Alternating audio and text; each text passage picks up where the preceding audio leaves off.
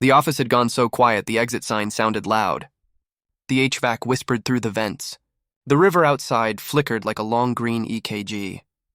I'm Alex Ward, 29, senior financial analyst at Carrington Capital, and tonight my boss was about to teach me what extortion sounds like in a three-piece suit. He closed the door with the kind of confidence that assumes the room already belongs to him. No click, just a soft seal, like a vault finishing its thought. $500,000 bonus, Richard said, pouring a measure of whiskey into cut crystal. Not bad for a kid who still calls Excel a skill. He didn't offer me a glass. The drink was a prop. I was the audience. We made good work of it, I said, even. The Brookhaven acquisition. 5 years since the firm had closed one this clean. My cash flow model, my sensitivity tables, my weekend nights. My signature on most of the footnotes. And his name on all the emails. We? He tilted an eyebrow. Let's save the myth-making for marketing. You did the work. I put your name in the room. He adjusted his cufflink, white gold, dark stone. And signatures have value. So, 50. My brain ran through numbers without meaning. 50 what? 1,000. He said it like a parking fee. Before Friday. Cash is tidy. Consider it my cut for keeping the lights green upstairs. That's not how our compensation works. That's not how your compensation works. He smiled, the benevolent version. Don't be naive. People don't get opportunities like Brookhaven because they're talented. They get them because someone with gravity says they do. Gravity bills? And if I refuse, I'll make sure everyone knows you cooked the model to close the deal. That you dangled synergies we can't deliver. I play golf with Alan on Sundays. HR's director was my roommate. Ask yourself who sounds credible in a crisis, the director who's generated millions or the ambitious kid who wanted to jump a couple stripes. He set the glass down untouched, like the scene didn't need it anymore, and walked out. I sat there until the ice melted into the whiskey and both things became something flat. The skyline pulsed. The celebration champagne on my credenza had gone warm. I picked it up, sipped, and tasted how fast victory goes sour. By 5 a.m., I was back in the building. Strategy isn't rage. It's timing. Cleaning crews ghosted through the lobby with yellow cones and tired smiles. The security guard glanced up from his paperback and nodded like I'd never left. Carrington's file system was as precise as an autopsy. Every deal a parent folder, every parent folder an anatomy, due diligence, legal, client comms, valuation, closing docs. I designed the template my first year and expected to die inside it my last. But that morning, a branch I didn't recognize blinked under Brookhaven, legacy docs, archived. Only directors could add a branch. My credentials shouldn't have reached it. Someone had failed to revoke an old permission. I clicked. Inside, 12 invoices from Ardent Solutions, retainer fee, dates mapped neatly across the previous quarters. No engagement letter. No work product. All approved by R. Layton. People think fraud looks sloppy. It rarely does. Sloppy gets you caught early. Smart fraud looks boring. Round numbers. 120,000, 80,000, 95,000 vague service descriptions. A vendor no one wants to ask about because the meeting ran long and the flight's at 6. I opened properties. Uploaded by R. Layton. Time-stamped right after I'd locked the draft model for partner review. Clever, but not careful. The printer shuddered alive. I pulled 3 copies, slipped them under the keyboard tray, and listened to the coffee machine cough into consciousness. My phone buzzed. Richard, don't overthink. 50K.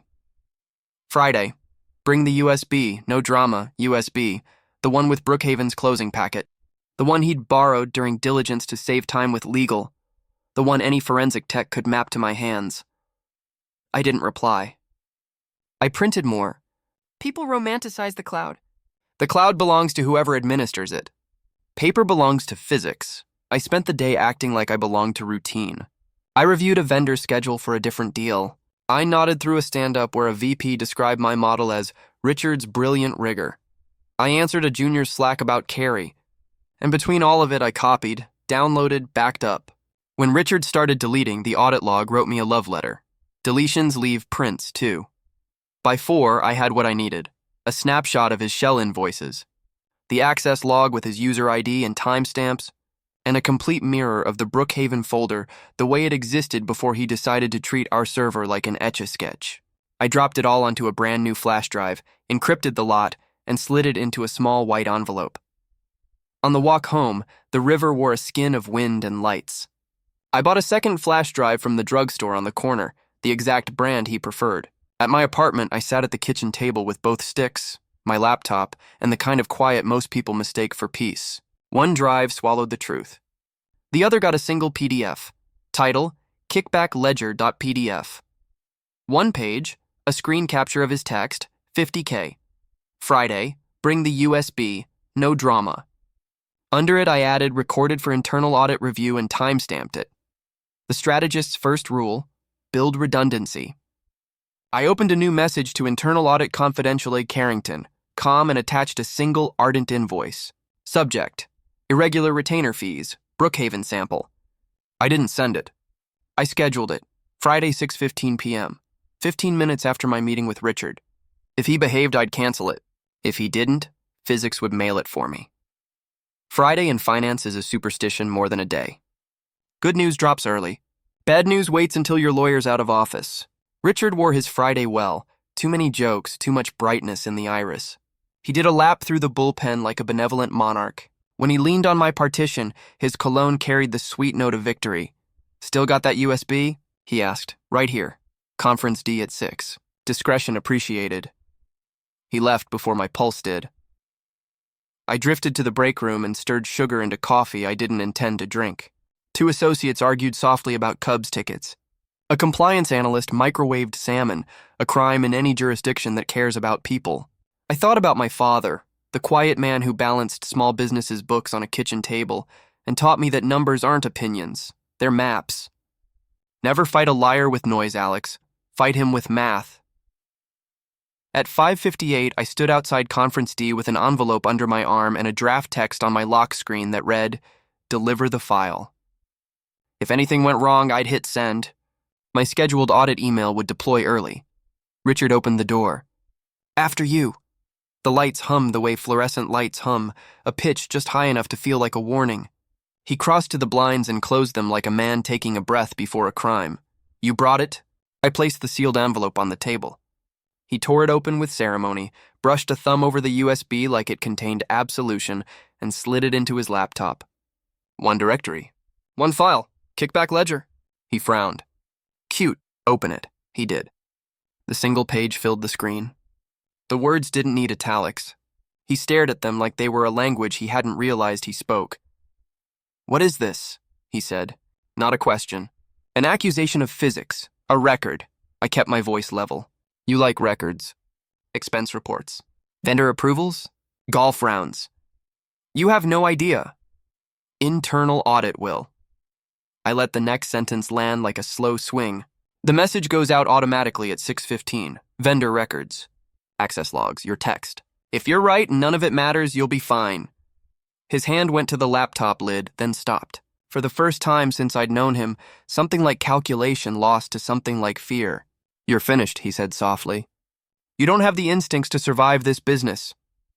Instincts are how you lose to math. He paced 3 steps, a man rehearsing counter-arguments in a room where oxygen had gone stingy. He spun. You think you're a hero? No, heroes improvise. I planned. We both heard the clock tick over. Stop. My phone buzzed with a single-line confirmation. The email left the building without asking permission from anyone at this table. You won't walk away clean, he said. There's paperwork and politics between truth and victory. You're half right, I said, opening the door. Paperwork will decide everything. I didn't look back. The fluorescent spill sketched him in an ugly halo. Expensive tie, expensive rage, suddenly cheap.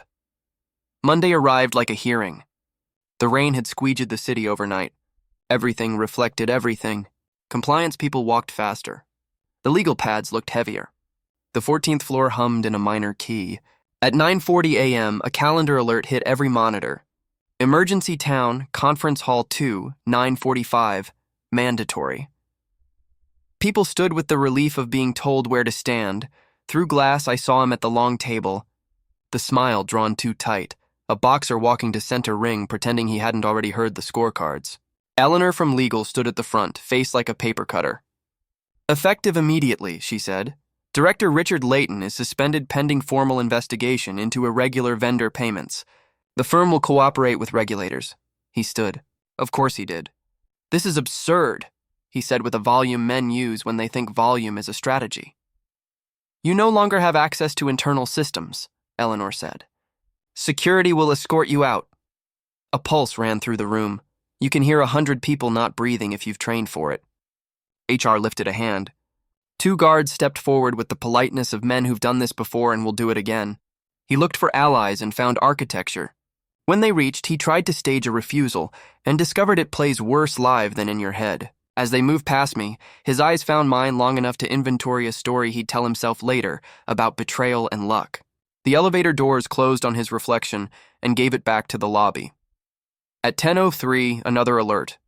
Interim oversight for Brookhaven assigned to senior analyst Alex Ward. No brass band. Just gravity shifting toward something like correct. By noon, Facilities was polishing the lobby tile where his shoes had taught the floor how to expect him. The shine looked candid. My phone buzzed. Unknown. Enjoy it while it lasts, hero, not his number. His cadence. I locked the screen. Threats are theater. You don't respond to them. You build them. Damage control does not wear a name tag.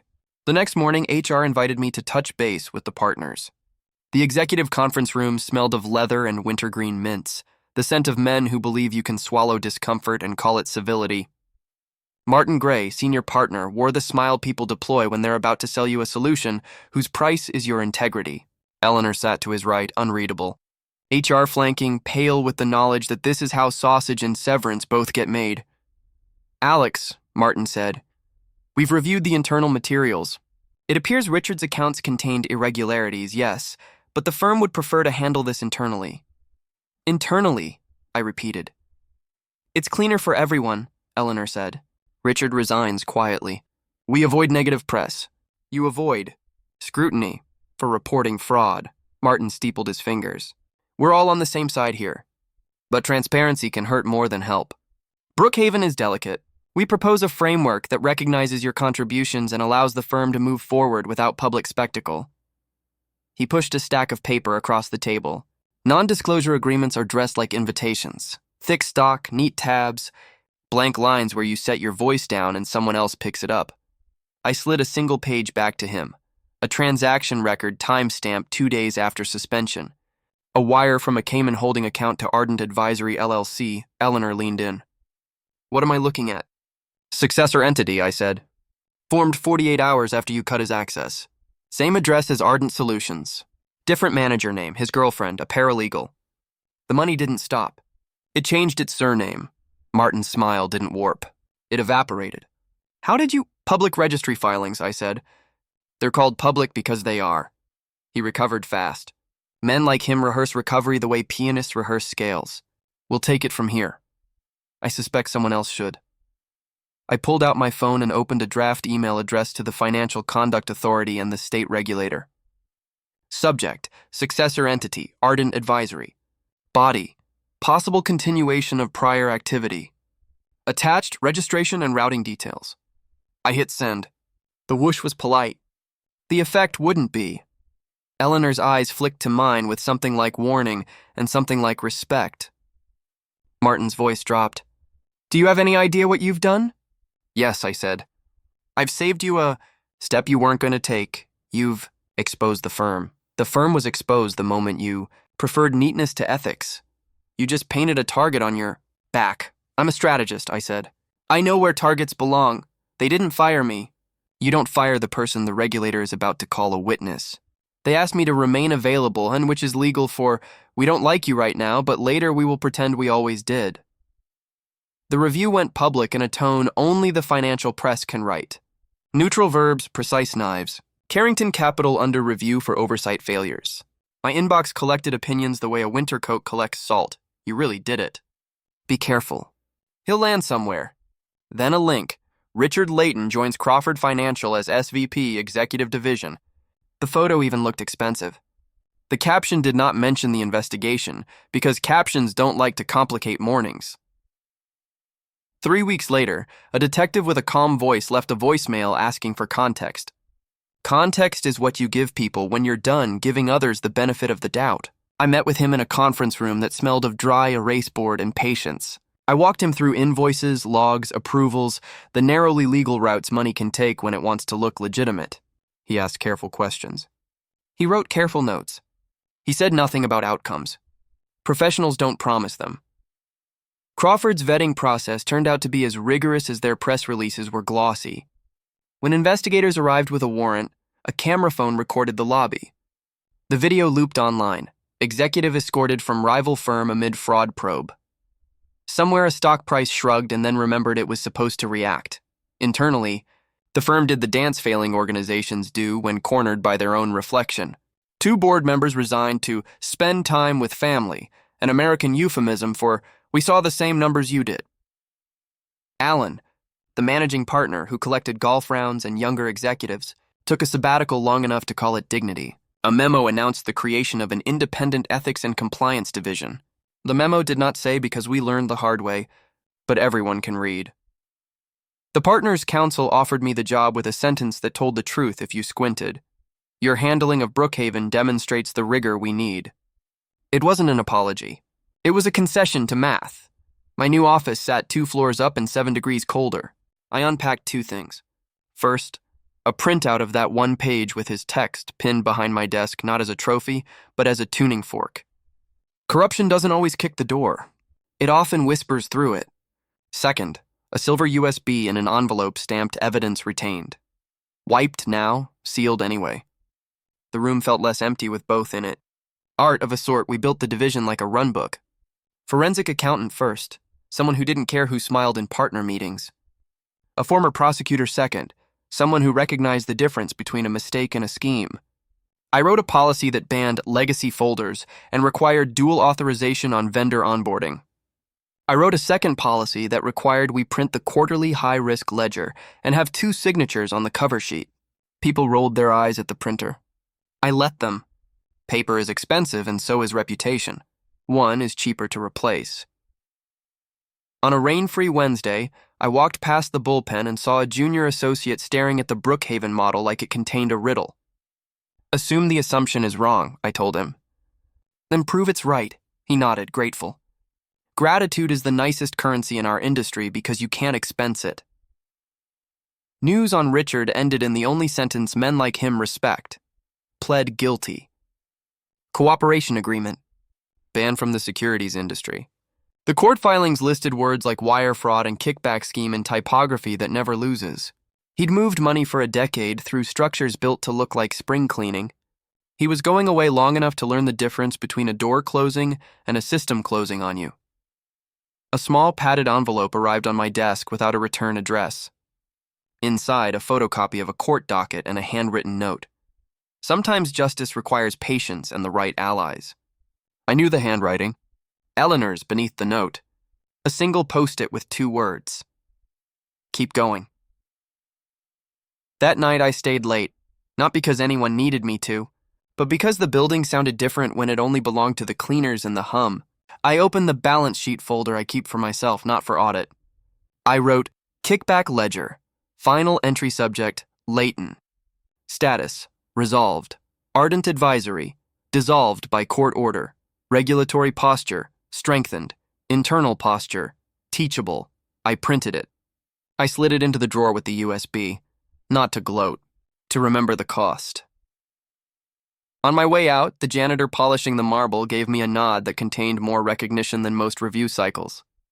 In the lobby, the revolving door moved slowly, like it understood we weren't in a rush to go back to who we were. People ask, quietly, then louder after a drink, if it felt good. If watching him escorted out was satisfying. Satisfaction is a sugar hit. What I felt was balance. The relief of a spreadsheet that finally reconciles. The calm that happens when gravity remembers its job. If revenge is what you call it, understand this. Mine never needed heat. It needed records. It needed a calendar invite sent to the right address at the right minute. It needed a habit of printing before someone decided the cloud should look like fog. It needed to know the difference between leverage and evidence, between power and authority, between the noise men make and the math they can't outrun. I don't keep trophies. I keep procedures. The book on my shelf from grad school, Every Transaction Tells a Story, Has dog ears in all the same places it did the day I underlined them as a student. The stories don't change. The stakes do. The older I get, the less romantic I am about heroics. Strategy wins because strategy survives. At home, late, I sometimes open the window and listen to the city exhale. Sirens thread the distance. A train drags a ribbon of metal somewhere. Across the river, a tower switches off a floor like an eyelid. I think about the night in Conference D when everything that was supposed to be quiet decided to be loud. I think about the line my father gave me at the kitchen table over a stack of receipts that smelled like ink and coffee. Never fight a liar with noise. Fight him with math. He was right. The math worked. If you've stood there, with someone older, louder, more connected telling you the truth won't matter, you know the taste in your mouth when it does. It's not sweet. It's clean paper is power. Revenge doesn't need rage. It needs proof. If stories of quiet, lawful justice like this scratch an itch you didn't know you had, subscribe to Revenge at the office. The next collapse? It's always just one fake invoice, one missing signature, one scheduled email away.